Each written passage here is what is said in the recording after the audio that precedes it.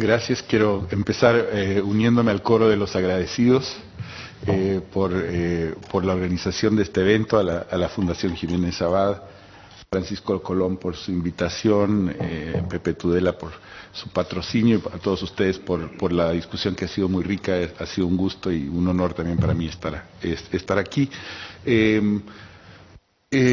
Los comentarios, el sentido de mi ponencia se relaciona un poco con una temática que ha salido de diversas formas hoy, que tiene que ver con cierta tensión en torno del uso de la cultura, del término cultura, el concepto cultura, para pensar la diferencia y las diferencias y la justicia intercultural en particular. Como soy antropólogo, historiador, he optado por discutir esta temática longitudinalmente en un caso, que es el caso de México. Sin embargo, soy una persona interesada y comprometida con los análisis comparados, entonces espero que mi provincianismo mexicano se me perdone y que se reconozca que el hecho de que estoy hablando de un solo caso tiene que ver más bien con la convicción de que se necesita entender a veces las cosas en cierto detalle para poder pasar a los espacios de comparación. La segunda aclaración que tengo antes de comenzar es que no soy un abogado y realmente tengo una formación en leyes y jurídica lamentable. Esa es una cosa que me da muchísima orgullo estar aquí, un poquito de pena también, en el sentido mexicano, vergüenza, porque sé de antemano que las ideas que puedo yo manejar acerca de justicia van a ser terriblemente rudimentarias. Entonces, bueno, pido disculpas y paso a la materia. Lo primero que me parece que hay que notar a la hora de pensar el tema de la justicia intercultural desde un punto de vista de historiador o de historiador cultural, es que el concepto de cultura, tal y como lo entendemos, como un sistema coherente de representaciones aunado a una economía moral o aunado a una serie de prácticas sociales, es de cuño relativamente reciente, es un cuño del siglo XX, y que pese a su éxito estrepitoso, el concepto se adhiere, de hecho, o se usa para referirse a una serie de prácticas e ideas, representaciones, signos, símbolos, que no siempre se entendían como un aspecto de algo que se llama cultura. Y esto es parte de la dificultad que tiene el tema de la justicia intercultural. Por ejemplo, en nuestras discusiones de hoy no hemos hablado siquiera de una idea que también existía en la antropología, que era la de la subcultura. Por ejemplo, la subcultura juvenil. Sería perfectamente posible empezar a hablar de el problema de la justicia intercultural respecto de jóvenes que pueden o no compartir tales o cuales valores frente a otras generaciones. Del mismo modo, es decir, tenemos facilidad para hablar del tema intercultural cuando estamos hablando de minorías étnicas, por ejemplo, o aún de mayorías, como mostró Jorge Lasarte en el caso de Bolivia, pero realmente somos bastante poco sistemáticos respecto a qué es lo que queremos decir al respecto. Entonces me parece útil justamente por ese problema, que es que el concepto cultura es de aparición relativamente reciente, y específicamente la cuestión del multiculturalismo es algo que realmente tiene apenas como 20, 25 años de haber comenzado a dominar el discurso público. Me parece útil tener una mirada un poco más de profundidad histórica para un caso, justamente para ver cuáles son las dificultades para pensar el tema de lo intercultural y de la justicia intercultural. Por esto, los comentarios que voy a desarrollar hoy toman el caso de México y lo toman desde del tiempo. La primera parte está dirigida al tiempo colonial y a la transición a la vida republicana en el siglo XIX. La segunda parte está dirigida al tema de la justicia, raza y cultura en la ideología de la Revolución Mexicana, que es un caso que, aunque es bastante poco común, es decir, la Revolución Mexicana fue la única revolución de su naturaleza a principios del siglo XX en la América Latina. De cualquier modo, fue un proceso, digamos, bastante significativo realmente para la historia comparada. Y luego, por último, La última parte de los comentarios están centrados en el problema de la transición al multiculturalismo, un fenómeno que ocurre, en el caso de México, comienza a ocurrir a fines de los años, fines de los años 70 y sobre todo en los años 80. Bien. Vale la pena comenzar notando que durante los tiempos de la colonia existía un sistema de justicia separado para los indios y para la República de los Españoles. Es decir, que en la América Española existe una tradición de segregación en el aparato de justicia, misma que fue rechazada después de las independencias. Esta segregación entre indios y españoles no se entendía en términos de diferencias culturales, tal y como las entendemos hoy. La creación de un aparato paralelo de justicia se relacionaba, en vez, con un ideal realizado solo de manera muy imperfecta, en que la sociedad americana se regiría a modo de dos clases de repúblicas, la República de Indios y la República de Españoles. Muy importante notar que no son ni la idea de la República Española ni la idea de la República de Indios, no se relaciona exactamente con nuestro concepto de cultura. Es decir, dentro de la República de Indios tenías personas que, por ejemplo, hablaban lenguas diferentes, pertenecían a clases sociales distintas en algunos casos. Dentro de la República Española incluía, por ejemplo, forasteros indios que no estaban en su comunidad, esclavos emancipados, emigrantes de diferentes tipos, etcétera. Entonces, aunque la palabra indio español hoy día resuena mucho como categoría cultural, esa arquitectura jurídica de la colonia no estaba realmente dirigida a la interculturalidad como tal, sino a una cierta concepción en parte espiritual de la arquitectura de la sociedad y en parte de la formación de un sistema de castas. El historiador Woodrow Bora estudió este juzgado de indios en la Nueva España, de modo que tenemos los datos de cómo funcionaba. Pero una de las cosas que también me llama la atención para pensar el tema de la interculturalidad desde el punto de vista de la historia colonial es la velocidad con la que la litigación se esparció en la sociedad. Es decir, uno de los datos interesantes sobre el principio de la época colonial en toda América, ciertamente en México, la Nueva España, es lo rápidamente que entran las comunidades indígenas a litigar, a pleitear, tanto así que tengo aquí una cita divertida de Alonso de Zorita, que era un oidor que la corona mandó a la Nueva España como 30 años después de la conquista, en que habla de todas las terribles consecuencias de toda esta litigación en la que se metió al mundo indígena inmediatamente después de la conquista, y en donde dice Zorita, me parece que cuadra muy bien lo que un filósofo solía decir, que así como donde hay muchos médicos y medicinas hay falta de salud, así donde hay muchas leyes y jueces hay falta de justicia. Entonces lo que describe Zorita, que es bastante divertido, aunque la situación no es nada divertida, es una situación en donde, como han cambiado las reglas de propiedad, como han cambiado los sistemas de tributo, como han cambiado las jerarquías internas y peleas entre facciones, entre pueblos, etcétera, todo eso se vacía muy rápidamente a una fiebre de litigio, ¿no? Entonces entra rápidamente, el tema de la justicia entra muy rápidamente a la sociedad colonial como un tema central de interacción, ese es el punto. Había, en otras palabras, abundancia de pleitos que hoy llamaríamos interculturales, entre comillas, no solo porque se pleiteaban representantes de diferentes grupos lingüísticos y sociales, sino porque la cultura de la litigación en sí misma puede considerarse como un factor poderoso de comunicación entre sujetos hablantes de lenguas distintas y con concepciones diferenciadas del mundo, etcétera. Es decir, la justicia era uno de los espacios de interculturalidad más importantes y sin duda es por esto que fue un espacio tan ampliamente socorrido desde el principio del régimen colonial. El que haya un aparato de justicia implica finalmente un punto de contacto, ¿no?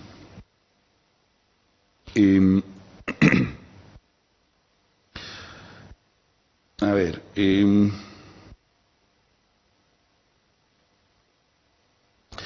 la otra cosa que vale la pena notar es que a la hora que al introducirse un sistema de justicia, se introduce también una serie de criterios para estabilizar la identidad de los sujetos que entran a pleitear. Y en el sistema colonial es interesante justamente porque no, se reconocen diferencias, por ejemplo, entre lo que podríamos llamar castas o estados sociales, un indio, un español, etcétera. Entonces, al reconocer diferencias jurídicas entre sujetos, se tiende también a favorecer cierta reificación de lo que nosotros hoy día llamaríamos la cultura. Y entonces ofrezco acá, en esta parte del trabajo, un ejemplo bastante divertido, algo conocido de algunos historiadores, que son los llamados códices de Techialoyan. Son unos papeles de fines del siglo XVII, sobre todo del siglo XVIII, que se ven como, son, entre comillas, títulos primordiales de pueblos indios. Como algunos de ustedes sabrán, al darse la conquista española, el rey le daba como mercedes de tierra a las comunidades, a los pueblos indios, las tierras que tradicionalmente les pertenecían, supuestamente, ¿no? Entonces estas mercedes se reconocían a través de un título que era generado al principio desde la comunidad, que se conocen hoy día como títulos primordiales, y son documentos bastante complejos, contienen mapas, escrito frecuentemente en lengua indígena, pero con letras romanas, y también historias de las comunidades, mostrando que estas tierras eran tradicionalmente suyas. Entonces lo divertido de los códices, estos son documentos que se hicieron desde como mediados hasta fines del siglo XVI, que fue el proceso donde se legalizaron las tierras de los pueblos en la mayor parte, ciertamente el centro de México. Lo divertido de los códices de Techialoyan es que son del centro de México, pero y están hechos exactamente en este estilo, pero resulta que son falsificaciones del siglo XVIII. Entonces son pinturas hechas a la usanza del siglo XVI, con largas historias en náhuatl, porque están hechos del Valle de Toluca, contando la historia del pueblo, cómo el pueblo tenía tradicionalmente estas tierras, pero está hecho realmente a la antigüita para pasar por un documento escrito 150 años antes. Entonces, lo divertido entonces del caso de los códices de Techialoyan, lo que sugiere es que el aparato de justicia en sí mismo tiende a querer estabilizar cierto tipo de diferencias culturales, porque los señores de estos pueblos de Toluca, del Valle de Toluca, tenían que hacer pinturas a la usanza de los nativos del siglo XVI, que ya habían desaparecido para el siglo XVIII, escribir textos narrativos también en el estilo del XVI, etcétera. Tanto así que durante mucho tiempo se creía que eran documentos del siglo XVI. Entonces esa es una segunda cuestión interesante de la justicia intercultural, que es que al reconocerse la diferencia en el espacio jurídico, también se reifica y se estabiliza la diferencia. Y se tiene que documentar la diferencia.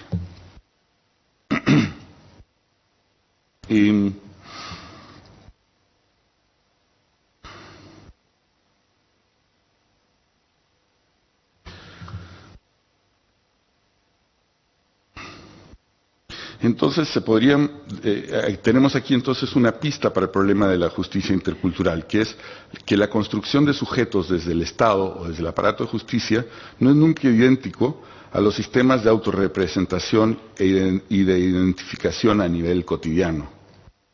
En el caso americano, la categoría de indio y la de español, por ejemplo, organizaba el sistema de justicia hasta cierto punto nada más, pero estas categorías correspondían solo en parte a las diferencias identitarias que existían en la sociedad y que comprendían no solo las diferencias al interior de estas categorías, sino también otras categorías que carecían de juzgados propios, categorías como las de negro, esclavo, libre, judaizante, mestizo, mulato, etcétera. Entonces, las categorías que existían de identificación no eran totalmente idénticas a la pluralidad de identidades que se reconocían en la sociedad de diferentes modos.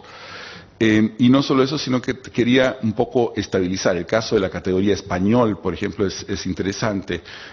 Hay un historiador mexicano bastante bueno, José Ángel Pescador, que hizo un estudio sobre los llamados indianos, o sea, en este caso vascos, que en América, del Valle de Oyarzún, y entonces él muestra, por ejemplo, que los primeros colegios en que se enseñaba castellano en ese valle del País Vasco eran financiados por los migrantes vascos de América, los indianos, que se querían traer parientes, y esos parientes necesitaban ellos que supieran hablar castellano.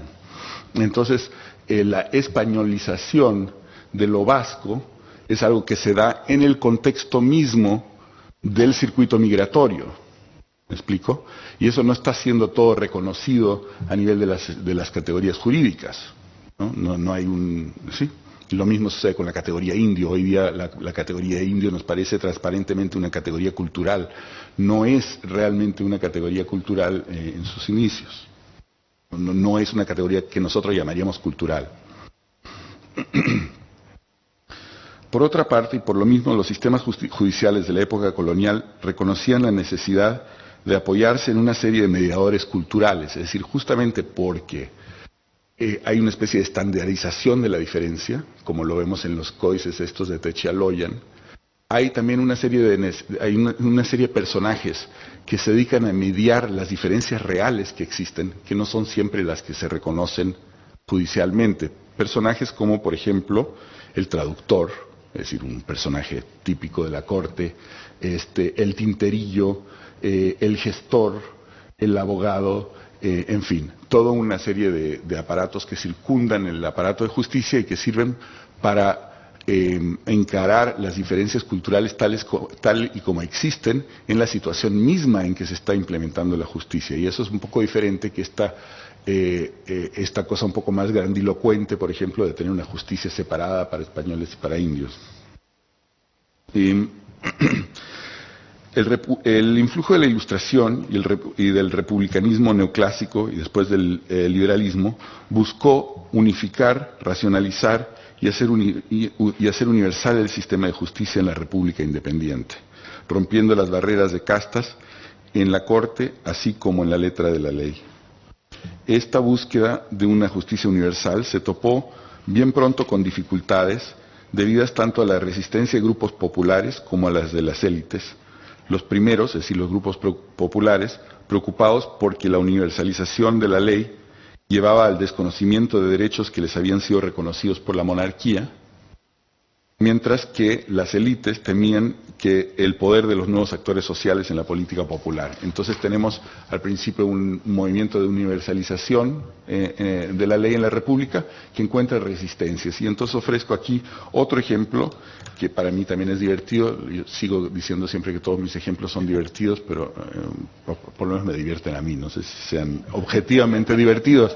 Este ejemplo viene de los pleitos legales del Estado de Jalisco. El Estado de Jalisco, México es una república federal desde 1824 y en 1824 el Estado de Jalisco produce su constitución y en esa constitución hay una discusión del tema o el problema del indio, entre comillas, en donde se dice que el indio es una categoría colonial, de degradación colonial, creada por una serie de leyes que estorbaban que el indio se convirtiera en un verdadero ciudadano, en un sujeto político, porque se le negaban algunos de los derechos, privilegios, derechos básicos de la ciudadanía, incluido, desde luego, el derecho a la propiedad.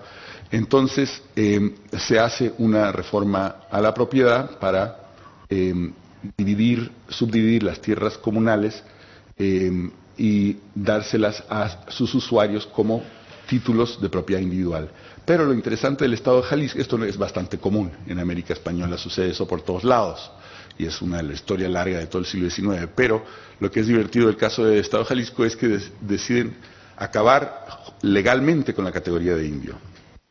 Entonces, de ahí en adelante ya no hay indios. ¿Por qué? Pues ya se arregló el problema, se igualizó, es decir, el liberalismo le da a todo el mundo acceso igual a todo, y entonces no haya categoría de indios. Lo divertido es que cuando empieza uno a leer los documentos de pleitos agrarios del Estado de Jalisco por los próximos 50 años, los pleitos tienen constantemente referencias, por ejemplo, a los pueblos que antes se decían de indios, la gente que antes llamábamos indios, aquella gente que se dice de indios, ¿no? Etcétera. O sea que la categoría indio que simplemente se vuelve a colar constantemente pero ya no como una categoría legalmente reconocida, entonces está constantemente entre todo tipo de comillas, Y la razón por la cual se está volviendo a colar no es tanto porque hay una discriminación hacia los indios, de los indios desde afuera hacia los indios, que desde luego la había, pero no es por eso que está en los documentos. Está en los documentos porque las comunidades no tienen otro lenguaje con que defender lo que antes les había sido reconocido. Entonces la categoría de indio en el 19, en parte, es varias cosas, es una categoría muy compleja, sobre todo es una categoría de discriminación, es decir, se redefine la categoría de indio para referirse básicamente a cualquier sujeto rural, rústico, pero hay también una autoidentificación en algunos contextos, como en este, en donde francamente no existía una manera de defender tierras comunales o jerarquías políticas locales, más que reconociendo que tradicionalmente había sido esto de estos pueblos, que eran pueblos de indios. Entonces, tenemos ese ejemplo de un cierto límite al universalismo liberal republicano y el contraejemplo de élite, personificado de la manera más clara en el Partido Conservador de principios y mediados del siglo XIX mexicano, aunque esto pasa por todas partes, donde se empieza a tratar de meterle límites a el poder de sufragio o a las cualificaciones que necesita tener un sujeto para acceder a un puesto público. Entonces empiezan a exigir, por ejemplo, saber leer y escribir, tener cierto nivel de ingreso, tener cierto tipo de propiedad, y esto se convierte en un pleito entre liberales y conservadores, en donde se trata de usar estos mecanismos para marginar del espacio político a personajes que ahora tienen acceso y que antes no lo tenían. Entonces, el ideal entonces universal se encuentra con problemas de parte y parte. Por otra parte, tanto en tiempos coloniales como en el siglo XIX, el tema que hoy llamaríamos cultural se formulaba principalmente en términos de civilización, de la categoría de civilización. En el México independiente poco interesaba si un indio, entre comillas, hablaba maya, huichol, totonaca o aún español, conste. Importaba sobre todo su falta de civilización, cosa que se expresaba sí en el habla, pero sobre todo en el habla, en su capacidad de escribir, en la ropa que se usaba, en la clase de labor que presentaba, etcétera. Entonces, en el siglo XIX mexicano, la palabra de indio deja de ser una categoría jurídica, pero pasa a ser sinónimo de falta de civilización. Por eso tiene ese dejo discriminatorio, ¿no? Que es muy del XIX. Esta falta de civilización, sin embargo, entre comillas, se podía redimir o suplir, y la generación como de mediados del siglo XIX tiene cierto optimismo al respecto, ¿no? Entonces, por ejemplo, la generación de Benito Juárez, presidente de México, en los años 1860, 70, en fines de los años 1850, consideraba que la pura implementación de una igualdad ante la ley sería un elemento de civilización, ¿no? Y él mismo, y había en esa generación varios personajes muy importantes de la cultura mexicana que eran, entre comillas, indígenas, es decir, cuya primera lengua, por ejemplo, no era el castellano, sino que era en el caso del zapoteca, o Ignacio Ramírez era un nahuatl, o Ignacio Manuel Altamirano era otro nahuatl, es decir, varios miembros de la élite intelectual y política mexicana de esa generación eran gentes que salían de lo indio, entre comillas, eran ejemplos de cómo la promesa del liberalismo podía terminar con la falta de lo que ellos llamaban la falta de civilización, el problema de la falta de civilización, que era la base de lo indio. Este optimismo de esa generación de liberales empieza a quedar cada vez más en entredicho en la segunda mitad del siglo XIX, pero aún en esa segunda mitad hay una serie de liberales positivistas, la segunda generación de liberales, que consideran que es redimible, tal vez no simplemente a través del cambio de la ley, pero sí, por ejemplo, a través del aparato de educación. El caso de Justo Sierra es el intelectual mexicano más famoso en ese sentido, o otros hablaban del redimirlo a través de la alimentación. y de atacar ciertos vicios que eran típicos de las clases populares, como por ejemplo el alcoholismo. Hay una especie de fervor, digamos, una cruzada en torno del alcoholismo bastante parecido al de las drogas que tenemos hoy, y al de la holgazanería. Lo que es interesante de lo que va sucediendo al final del siglo XIX, es que se van endureciendo las relaciones de las razas, podríamos decir, lo que se empezó a formular como relación de razas. Y los liberales van frecuentemente siendo cada vez menos optimistas respecto de la capacidad de integrar a estas razas que se consideraban ya en un lenguaje darwinista social, spenceriano, frecuentemente como degeneradas o atávicas, ¿no? Entonces, un ejemplo interesante es el de Sarmiento, el famoso escritor y político argentino, que a mediados del siglo XIX era todavía relativamente optimista respecto de las posibilidades de integración que ofrecería el liberalismo, pero ya para los 1880s, 83, 84, escribe un libro, Las razas de América, ya como un hombre mayor, que es muchísimo más pesimista. Y aquí tengo una cita que permítame prevenirles, también me parece divertida, entonces ya habla mal de lo que viene.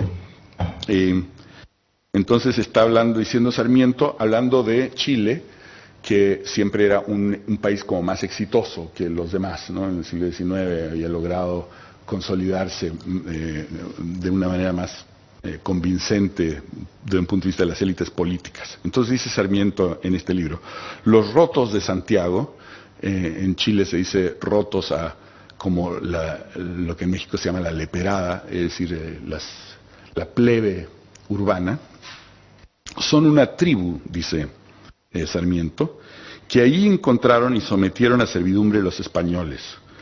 Los chilenos, o sea, en Santiago, los chilenos no han concedido a los rotos el derecho de ciudadanía, con el cual habrían sido ya arrojados los caballeros por algún caudillo popular. O sea, dice, lo que hicieron bien los chilenos fue no darles derecho a ciudadanía a esos, sino dominarlos. El problema que tuvimos en lugares como Argentina, lo que está implícito aquí, es que el problema que tuvimos en lugares como Argentina, y explícito porque lo dice, y en lugares como México, Perú, etcétera, es que se le dieron demasiados derechos políticos a lo que sería la indiada, ¿no? Entonces esto ya está a fines del XIX ahí, una actitud muchísimo más dura, más racista, y más pesimista respecto de las capacidades de integrar un sistema liberal. Bueno, entonces ahí termina mi primera parte, paso rápido a la segunda. Tenemos entonces a fin del XIX una consolidación de un racismo. Esa consolidación de un racismo, un pesimismo respecto del liberalismo, tiene un lenguaje, ocupa un lenguaje social darwinista, influido por la eugenesia y estas cosas. Sin embargo, lo interesante es que también en esta época, en el caso de México, es cuando comienza a desarrollarse la idea de que el sujeto nacional es el mestizo, y que el mestizo es un personaje positivo, factor positivo en la historia nacional. Es interesante pensar este tema porque la representación desde Europa del mestizo era siempre sumamente negativa. Es decir,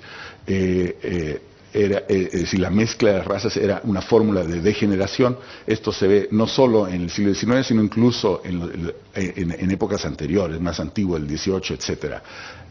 Bueno, entonces, ¿cómo es que sucede esto?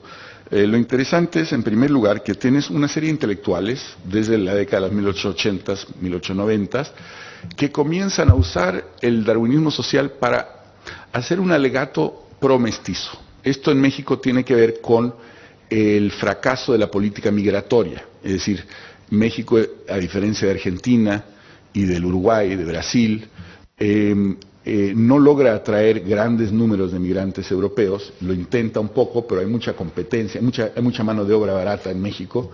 Entonces, digamos, los campesinos de Galicia o del sur de Italia no se sentían tan atraídos para ir a México, tenían que competir justamente con todas estas clases plebeyas mexicanas que eran numerosas y que ganaban muy mal, ¿no?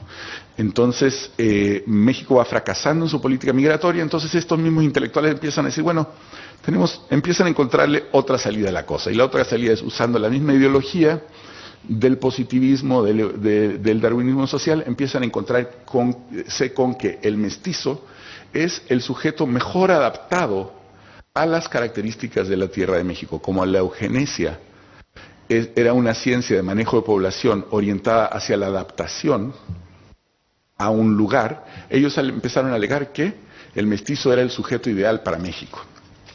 Bueno, esto sucede todavía en el porfiriato, es decir, sucede en la época de la dictadura modernizadora. Pero lo interesante para nuestros propósitos aquí es que esa idea, que se ha llamado mestizofilia, que es un término con el que no estoy muy de acuerdo, pero no tengo tiempo para entrar en detalles, llamémosla mestizofilia porque se entiende. Lo interesante es que esa idea que sale del porfiriato se convierte en un eje de la ideología de la Revolución Mexicana. Y en el trabajo hago un análisis de esto a través sobre todo de uno de los ideólogos principales de la Revolución Mexicana, que se llamaba Andrés Molina Enríquez. Molina Enríquez en el año 1909 escribe un libro que se llama Los grandes problemas nacionales, que se considera como el texto probablemente más influyente en el pensamiento de la Revolución, y es también probablemente el autor del artículo 27 de la Constitución de México, que es la Constitución mexicana, que es el artículo de reforma agraria, que es el, digamos, aspecto paradigmático de la Revolución Mexicana, es la reforma agraria. Entonces, lo que hace Molina Enríquez, que es muy interesante, es que toma esta mestizofilia y la liga al tema de la propiedad. Entonces, lo que dice Molina Enríquez es que el mestizo es el sujeto nacional, que está destinado, el mexicano está destinado a ser, digamos, el mestizo, y sus otras castas, que las llama de castas, los criollos y los indios, se van a asimilar todos al mestizo, pero que el problema que ha tenido el mestizo para acabar de surgir y ser propiamente la clase nacional ha sido el tema de la propiedad, es decir, la falta de distribución de la propiedad de los criollos. Entonces, esto se convierte en la ideología revolucionaria, que es darle al mexicano la propiedad necesaria para verdaderamente acceder a ser la clase ciudadana por antonomasia, ¿no? Y esta es básicamente la ideología de la revolución, que queda también refrendada por personajes como Manuel Gamio, muy famoso como padre de la antropología mexicana, que fue el que excavó Teotihuacán, etcétera, una importante figura de la revolución, que también participa de la creación de la imagen del mestizo como el sujeto nacional y que accede a su destino histórico a través de la revolución y específicamente a través de la distribución de tierra.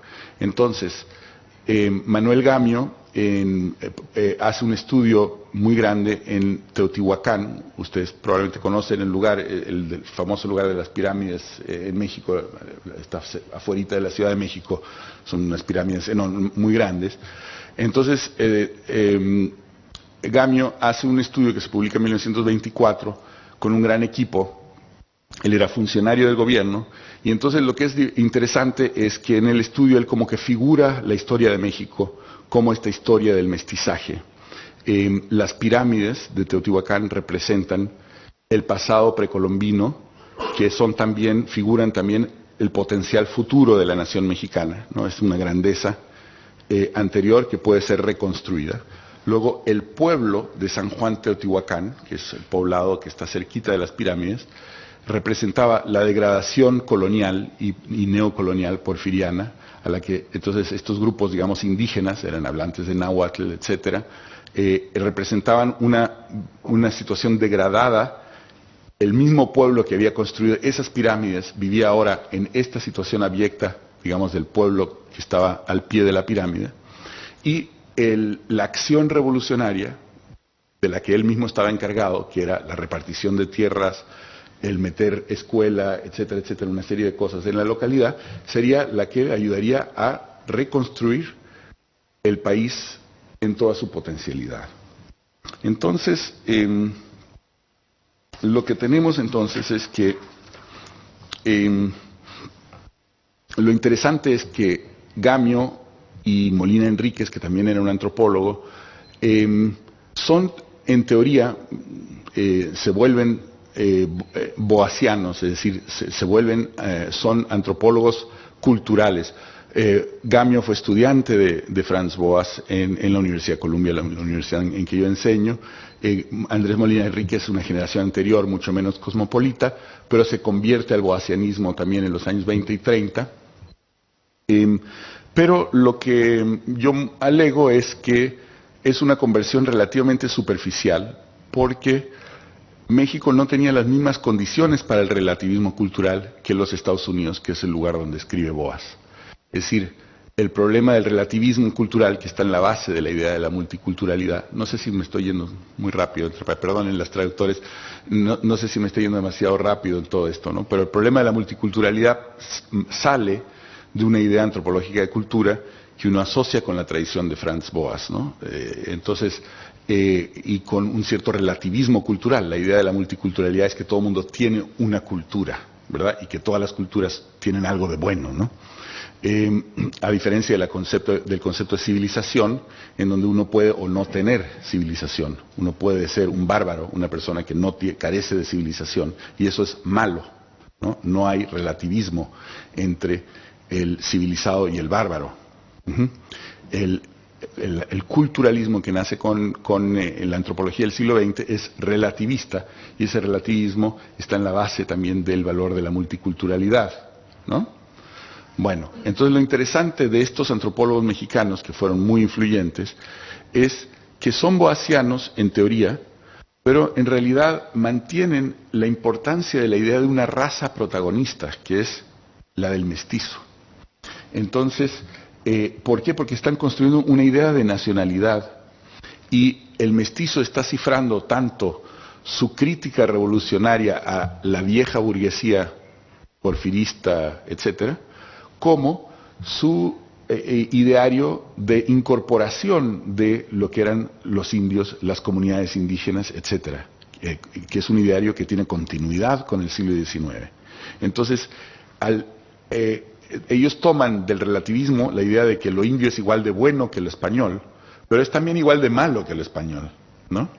Y lo bueno es lo mexicano, que se va a construir a partir de esa mezcla y a partir del nuevo sujeto protagonista de la historia, que es el mestizo. El problema que da todo eso es que, digamos, la sociedad mexicana post-revolucionaria, hasta los fines de los años 70 y principios de los años 80, era una sociedad entonces que no era multicultural en ningún sentido.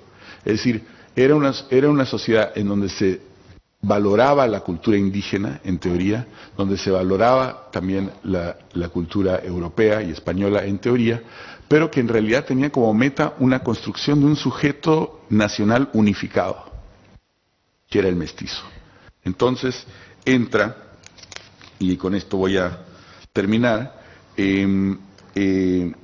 la última parte de la cosa, de la historia, que es el paso a la multiculturalidad. Y el problema, me parece, de esta transformación es que es una transformación muy compleja, y voy a hacer hincapié solo en dos cosas. La primera es que esta multiculturalidad se da con la transición neoliberal, es decir, con el final, el quiebre del aparato de la economía de sustitución de importaciones. La liberalización económica va junto con la nueva multiculturalidad, y esta transformación económica, que es muy radical y que en México se vive al principio como crisis económica. Todos los años 80 en México son años de una crisis económica muy profunda. esta crisis provoca, digamos, la producción de una nueva clase plebeya o de nuevas tensiones de clase entre la nueva economía y grupos plebeyos, y esas tensiones de clase a veces quedan también etnificadas. Es algo sobre lo que he escrito en otros trabajos, la transformación en el caso de México de términos discriminatorios como el de naco, por ejemplo. La categoría naco era antes un insulto que se usaba para hablar de lo indio, ¿no? La palabra indio, lo naco, se refería entonces a un personaje rupestre, digamos, poco civilizado, etcétera. En los años 80, la categoría naco cambia y empieza a referirse no a un personaje del campo, ¿verdad? No a un personaje no urbanizado, sino a nuevas formas de urbanización que no llevan al ideal moderno de esa modernización. Entonces se retiene como palabra de discriminación, pero su referente cambia absolutamente. Entonces esto nos debe poner en guardia, porque lo que está pasando es que tenemos un país con una modernización galopante, que es ya un país urbano principalmente, en donde la población campesina la proporción de la población campesina está cayendo rápidamente. Estos años, por cierto, entre paréntesis, son los primeros años en donde la población absoluta en el campo en México está decayendo, pero hasta ahora la proporción de población del campo relativa había estado decayendo de manera muy pronunciada, y entonces tienes, digamos, la reaparición de estas categorías culturales para resignificar sistemas de diferenciación social en la nueva economía urbana. Ese es el primer punto. Y el segundo punto es que en relación con esta nueva multiculturalidad también se termina las viejas formas de hacer reclamos de clase de la época de la Revolución Mexicana, especialmente en el campo. Es decir, en 1992 hay un cambio a la Constitución mexicana, hay un cambio al artículo 27, que es el de la reforma agraria. Se declara concluido el proceso de repartición agraria, entonces básicamente se terminó aquello, y al mismo tiempo se crea un nuevo artículo de la Constitución que declara que México es un país pluricultural y en donde se reconoce por primera vez la comunidad indígena como un sujeto de derechos. Entonces, de pronto, por ejemplo, si tú estás en el campo y quieres hacer cierto tipo de reclamos de tierra, hoy los tienes que hacer como indio y no como se hacía antes, como campesinos sin tierra o campesinos sin suficiente tierra. Entonces ahí tenemos un espacio, digamos, de nueva interculturalidad que se está generando por la transformación en el sistema de justicia, ¿no? Es el sistema de justicia el que está creando una nueva interculturalidad que tiene que ver con el hecho de que las comunidades que se habían creado con la justicia revolucionaria entran en crisis a partir de la transformación económica neoliberal. El caso de las comunidades campesinas es un ejemplo, pero también sucede en sindicatos que estaban ligados a la justicia revolucionaria. Por ejemplo, hoy día en el estado de Morelos, en México, hay enfrentamientos entre profesores de colegio y ejército en algunos pueblos, porque hay un pleito de reforma educativa, y uno de los puntos realmente más duros del pleito tiene que ver con una cláusula que tiene que ver con la capacidad del maestro de heredar sus plazas. Como el sindicato de profesores en México ha sido una columna vertebral del aparato corporativo del Estado revolucionario, entonces tenía, al igual que en el ejido, la capacidad de heredar. Entonces, de pronto ahora hay una reforma educativa donde dice, bueno, perdón, pero no. Y bueno, tienes un pleito que tiene muy fácilmente la capacidad posibilidad, en cierto momento, de etnificarse en la medida que estás hablando de reclamos revolucionarios, y en eso creo que no es tan distinto de lo que vimos en el ejemplo de Jalisco en el siglo XIX, una categoría antigua que te permitía reclamar derechos, sobrevive el contexto fundacional y se vuelve a funcionalizar. Bueno, entonces concluyo simplemente recalcando que el tema de la interculturalidad y la justicia tiende un poco a crear ciertas formas, a estabilizar la forma de presentar y representar la identidad. Estos códices de Techialoyan que mencioné al principio no son tan excepcionales, es decir, hay una tendencia a querer producir la prueba de una identidad en relación con una categoría que ha sido ya jurídicamente reconocida, y que al hacer eso se tiende un poco a recrear o reconfigurar estas identidades, por una parte, y por otra parte que los grandes cambios históricos, como los que hemos vivido desde los años 70-80 del siglo XX, o la transformación revolucionaria de México, o la de la independencia, cada una de esas grandes transformaciones ha generado un espacio en donde las viejas categorías como que vuelven a nacer, pero a veces con referentes totalmente novedosos y que son un poco difíciles de leer y articular, por lo cual creo que el tema de la multiculturalidad y la interculturalidad debe ser tratado con el tipo de cuidado al que le hemos dedicado estos días. Y con eso, gracias.